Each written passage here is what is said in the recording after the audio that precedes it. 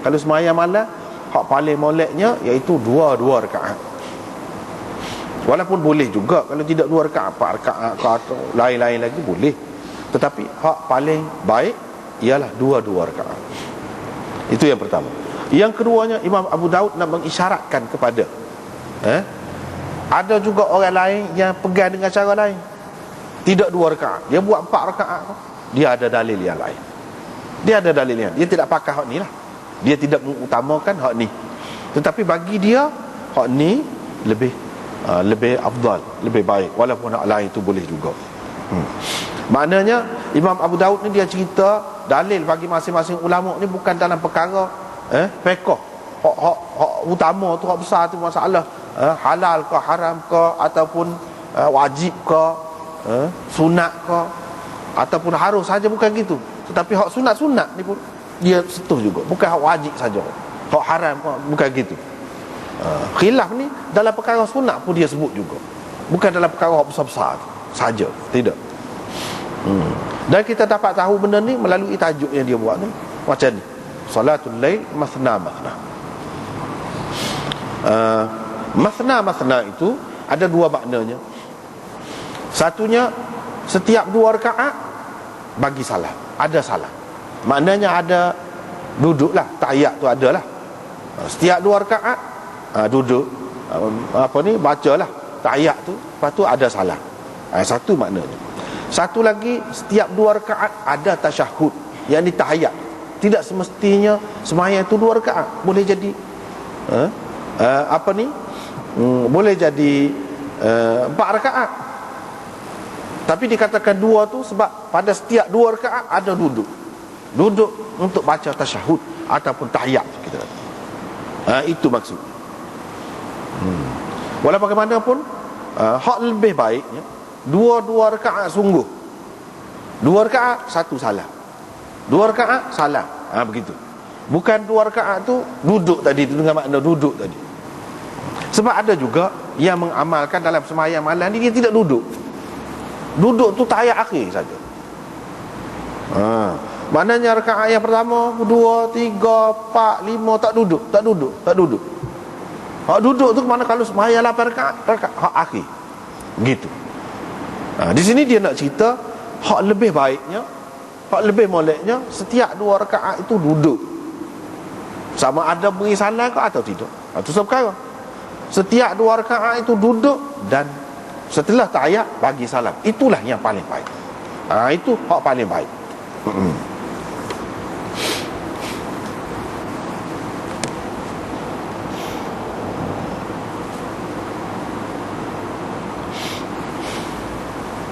Ini ke mana-mana pun khilaf ini khilaf dari segi afdaliyah, dari segi aulawiyah, dari segi hak mana lebih afdal, itu saja. Bukan nak buat lagu lain tu tak boleh dah. Boleh. Khilaf dari segi hak mana lebih afdal sahaja. Gitulah. Itu yang pertama, berhubung dengan tajuk dia tu. Yang kedua, di sini disebutkan Abdullah bin Umar meriwayatkan bahawa ada seseorang tanya, seseorang itu siapa? Seseorang itu siapa?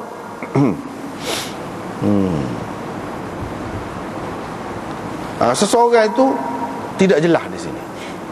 Ini setengah ulama kalau dalam bidang hadis ni dia ada bab mubhamat. Dia panggil kitab tu memang tulis khusus untuk mubhamat.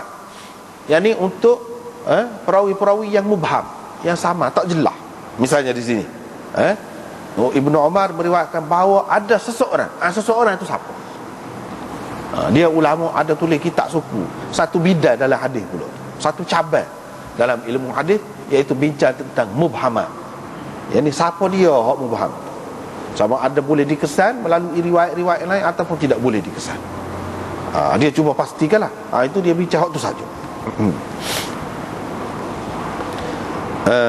Di sini disebutkan, dia kata Aini berkata dalam syarah kita ni muka surat 85, dalam Mu'jam Tabarani disebutkan anna rajulan, seseorang itu dia diri, yakni Ibnu Umar tu sendiri. Dia kata Ibnu Umar meriwayatkan bahawa ada seseorang itu dia ada. Gitu. berdasarkan riwayat Tabarani, iaitu Ibnu Umar sendiri.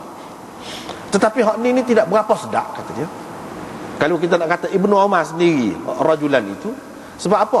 Kalau kita tengok riwayat Abdullah bin Syaqiq yang meriwayatkan daripada Ibnu Umar, dia sebut anna rajulan sa'ala Rasulullah, ada seseorang tanya Rasulullah, huwa wa inni bainahu wa bainas sa'il, dia sendiri dengan aku dan di antara orang yang bertanya. Mana orang yang bertanya tu suku orang lain pula, orang lain pula. Mana pada ketika tanya tu aku ada, dia tu Ibnu Umar ada, lepas tu orang hak jundanya 3 orang. Kalau berdasarkan riwayat Abdullah bin Syaqiq, yang bertanya tu bukan Abdullah bin Umar tu sendiri, tapi orang lain. Kalau orang lain siapa? Siapa pula kalau orang lain? Di sini dia Muhammad bin Nasr dalam kitab Ahkamul Witr, riwayat daripada Atiyah daripada Ibnu Umar, anna a'rabiyan, ada seorang Arabi, orang ulu, orang darat, tanya. Kalau Ibnu Umar, tak ada siapa pun kata dia ni Arabi. Tak ada siapa pun kata dia ni Arabi. Ni mana nak jarang-jarang mari jumpa dengan Nabi SAW. Kalau sahabat tu duduk memang di Madinah tu, orang tidak panggil Arabi hak tu. Dan Ibnu Umar tu tak ada siapa pun kata Arabi, maknanya orang lain. Tapi Arabi tu nama apa pun tidak jelas. Tidak jelas. Maknanya yang mubham ini tetap mubham. Yang mubham itu tetap mubham. Jadi kita dalam masalah lagu ni, lagu mana? Ulama mengatakan boleh jadi orang tu pun tanya, Ibnu Umar pun tanya juga berkenaan dengan masalah ni. Jadi kedua-duanya betul. Boleh diterima belah. Orang tidak panggil bercanggah lagu tu. Itu perkara yang pertama. Yang kedua, rajul di sini tidak dipastikan siapa. Tidak dipastikan adakah hadis ni jadi dhaif? Tidak jadi dhaif kalau lagu ni. Sebab apa? Kalau kita kata Arabi, tak tahu pun tak apa, dia sahabat juga. Dan Ibnu Umar ada situ. Perawi dia Abdullah bin Syaqiq pun ada juga. Ada juga. Maknanya tak apa. Sebab apa? Sebab benda ni tidak putus. Tidak kata sanak tu putus. Tidak. Dia dengar orang tu kata. Orang tu bila dia pergi tanya, tanya tentang sembahyang ni, kira-kira dia tu orang Islam lah. Kalau tidak Islam, dia tanya tu tidak Islam, katalah benda lain lah, tapi orang ni tentu Islam dah, pun tak apa juga. Sebab ada sahabat dengar dia cerita tentang tu, tak apa. Ni kalau kita kata dia Islam, lagilah dia sahabat yang bertanya. Yang mendengar tu bukan dia saja, orang lain pada, iaitu Ibnu Umar. Maka riwayat yang seperti ini tidak jadi cacat. Tapi kalau di peringkat bawah, di peringkat sanak bawah lagi, di peringkat tabi'in ke, tabi'it tabi'in ke, atau bawah lagi, maka dia jadi cacat sanad itu. Kalau mubham, tetap sama, tak diketahui siapa dia perawi itu, dia jadi lemah hadis itu. Hadis itu jadi hadis dhaif. Tapi sini rajulan itu mubham juga, tidak dhaif.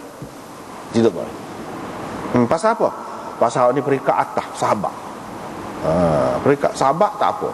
Kalau sahabat ni dia tak ada riwayat, dia dengar daripada siapa pun, dia riwayatkan hadis, macam Ibnu Abbas ke siapa ke, pun kita terima juga. Padahal dia tidak dengar sendiri. Ulama tahu Ibnu Abbas tu kalau mengikut Imam Ghazali dalam kitab dia Mustasfa, 4 hadis je kata dia. 4 hadis je dia dengar sendiri daripada Nabi SAW. Kalau lain terus banyak-banyak dia riwayat tu, walaupun dia tak riwayat, dia dengar daripada siapa, tentu dah dia tidak dengar. Tu mengikut setengah-setengah ulama. Tetapi Ibnul Qayyim mengatakan lebih 10, tak sampai 20 ke mana-mana. Semua kata tak sampai 20. Sedangkan dia riwayat lebih lagi. Paling tinggi pun belah-belah gitu. Tapi ada yang sampai mengatakan 4 je hadis. Tapi tak ada siapa pertikaikan hadis dia. Tak ada siapa pertikai. Sebab apa? Sebab dia sahabat. Dia ambil daripada sahabat itu, orang panggil mursal sahabi. Mursal sahabi ni semua kita terima. Semua terima. Tak ada khilaf. Mazhab mana pun tak ada khilaf. Semua terima. Dari segi kaedah tu terima berlaku. Tak apalah. Kita tengok pula hadis.